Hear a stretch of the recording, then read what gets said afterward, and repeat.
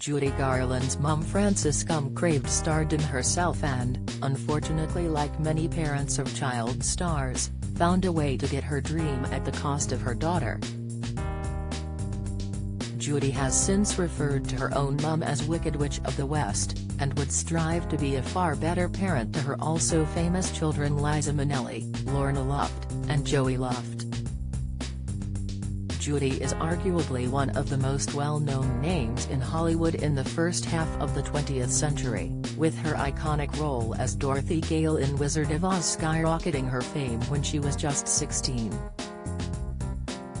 Her acting prowess meant it was also easy for the starlet to hide just how rough her childhood had been, and the pain of her fame under her manager, Ethel Gum. Judy is the youngest of 3 girls born to her parents Ethel and Frances Gum. The parents were not prepared for a 3rd child, happy with their family of 4, to an almost deadly degree. April Bavia claimed on the True Stories of Tinseltown podcast that when Ethel found she was pregnant, she does everything she possibly can to induce a miscarriage. 1,646,987 This ultimately wouldn't work and Ethel carried Judy to term, who was born in June 1922. Both Judy's parents were involved in the entertainment industry and she herself started performing before her 3rd birthday. Judy joined the Gum Sisters act alongside her 2 older sisters and the trio would tour the vaudeville circuit for years. In an interview with Barbara Walters, Judy reflected on this time and how her mother treated her. She claimed if she wasn't feeling well her mother would stand in the wings of her performance saying, "You get out and sing or I'll wrap you around the bedpost and break you off short." In the biography Get Happy, The Life of Judy Garland, author Gerald Clark claims around this time Ethel began giving Judy pills. Judy was not yet 10 when her mum began supplying her with pills to give her energy and others to make her tired. In later years Judy would be quite open about her struggles with addiction and her resentment to being given them at such a young age. Faced with no other option but to do as her mum said, Judy found herself auditioning for MGM Studios at the age of 13 after a studio employee had seen her perform with her sisters.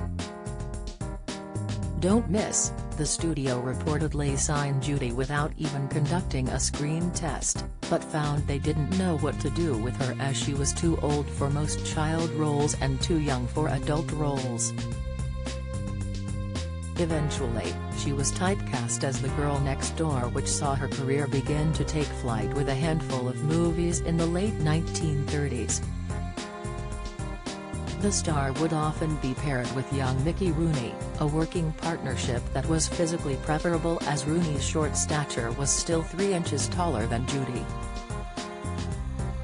However, the on-set realities of these films were none too kind to youngsters, with Judy constantly being told to diet and provided with small meals despite being a healthy weight. Ethel allegedly took little interest in how her daughter felt being under contract with the studio, especially as Frances died shortly after Judy was signed, leaving the family somewhat reliant on her income. In the podcast Viva added that even in Judy's social life she was slightly ostracized due to the reputation her mother had, knowing she wouldn't let the children have fun in order to protect her investment. In 1939 The Wizard of Oz was released and did not receive as much praise at the box office as it did in 1956 when it had its movie television debut.